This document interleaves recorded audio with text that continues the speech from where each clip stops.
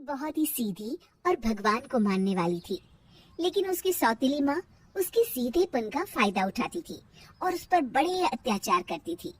जरा सी चूक हो जाने पर उसकी खूब पिटाई करती।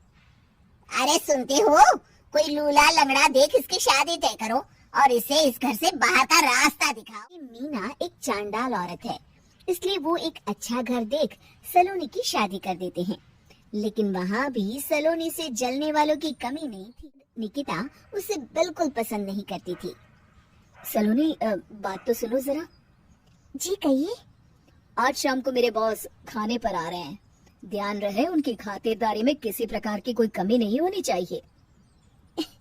जी आपने कह दिया, बिल्कुल वैसा ही होगा। शाम को सलोनी जैसे ही गैस पर खाना चढ़ाकर वहाँ से जाती है, खाने का स्वाद बढ़ाती हूँ। निकिता गैस की आंच तेज कर देती है। थोड़ी देर में देखते ही देखते सारा खाना जल जाता है और पूरे रसोई घर में चारों तरफ धुआं फैल जाता है। अब आएगा मजा। माँ जल्दी आओ, यहाँ देखो सलोनी ने किचन में आग लगा दी। त्यानाश हो, कल मुही तूने ये क्या कर दिया? सलोनी की सास उसे बहुत डांट फटकार लगाती है। साथ घर में प्रवेश करता है।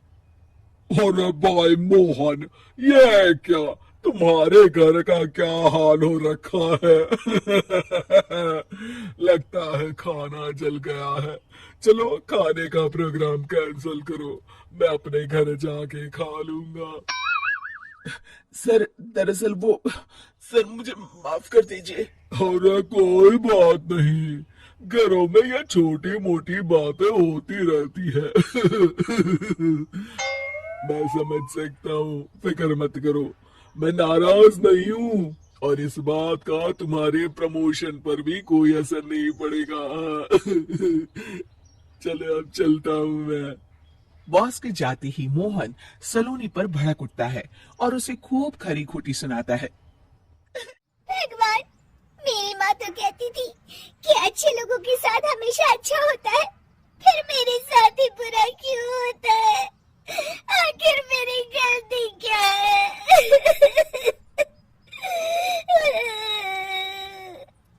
तभी आकाशवाणी होती है। बेटी, अब तुम्हें कोई दुख नहीं दे पाएगा। तुम्हारा बुरा सोचने वाले के मन की सारी बातें तुम पहले ही जान जाओगी। अगले दिन सलोनी निकिता को चाय देने, तब निकिता के मन में कुछ बातें चल रही थी। कल तो मैंने सिर्फ खाना जलाया था, अब तू देखती जा सलोनी, तेरा इस घर में जीना हराम कर दूंगी। अच्छा, तो ये बात है, अब इसे सबक सिखाना ही पड़ेगा। कुछ दिनों के बाद, सलोनी मेरे कपड़े जल्दी से प्रेस कर दो, ऑफिस के लिए देर हो रही है। सलोनी मोहन के कपड़ों के पास प्रेस गर्म होने के लिए रख देती है और अपने कमरे में चली जाती है। तभी हॉल सलोनी चुपके से उसे देख रही होती है। आज अगर मैंने ये कपड़े जला दिए, तब तो पक्का मेरा भाई इस सलोनी की बच्ची को धक्के मार के घर से बाहर निकाल देगा। अरे तू क्या मुझे निकलवाएगी? ठहर जा निकिता, आज तो तेरी खैर नहीं। सलोनी अपने पति मोहन को बुला लाती है और निकिता की सारी करतूत दिखाने लगती है। निकिता गर्म प्रेस मोहन के कपड़ों पर रखकर अपने कमरे में चली जाती है। मेरी बहन इतनी बड़ी चालबाज निकलेगी, मैंने तो सोचा ही नहीं था। मुझे माफ कर दो सलोनी, मैं तुम्हें गलत समझ रहा था। मोहन निकिता को बुलाकर उसे खूब डांट फटकार लगाता है। उस दिन के बाद से सलोनी की जिंदगी पूरी तरह बदल जाती है।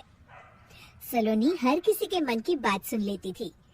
दूसरी तरफ निकिता का कोई भी दांव सलोनी पर नहीं चलता था और आखिरकार वो भी सलोनी के आगे घुटने टेक देती है। फिर एक दिन ममता अपनी बहू कविता के साथ वहाँ आती है।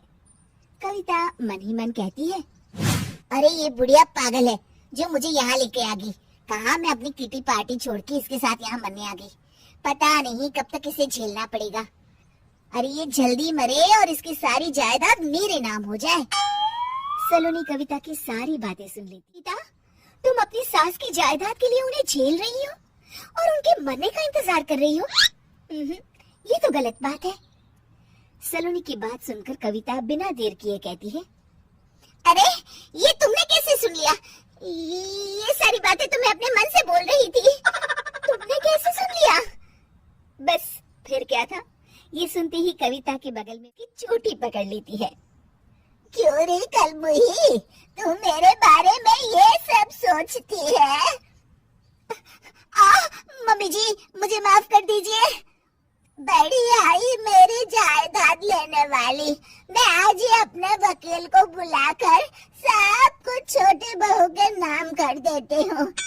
चल घर चल, आज तेरी अच्छी खबर लेते हो। इस तरह सलोनी लोगों के मन की बातें सुन लेती थी, लेकिन धीरे होता है कि उसके आसपास के सारे लोग एक दिखावे की जिंदगी जीते हैं और सब एक दूसरे के बारे में बुरा ही सोचते हैं। हे भगवान, दुनिया में कैसे लोग हैं? सबके मन छल कपट से भरे हैं। मैं तो लोगों के मन की बातें सुन सुनकर तंग आ चुकी हूँ। मैं अपनी जिंदगी में अब बहुत खुश हूँ। अब आप मुझसे ये शक्ति वापस ले लीजिए भगवान। इस तरह भगवान सलोनी को दी हुई शक्ति वापस ले लेते हैं और सलोनी एक आम जिंदगी जीने लगती है।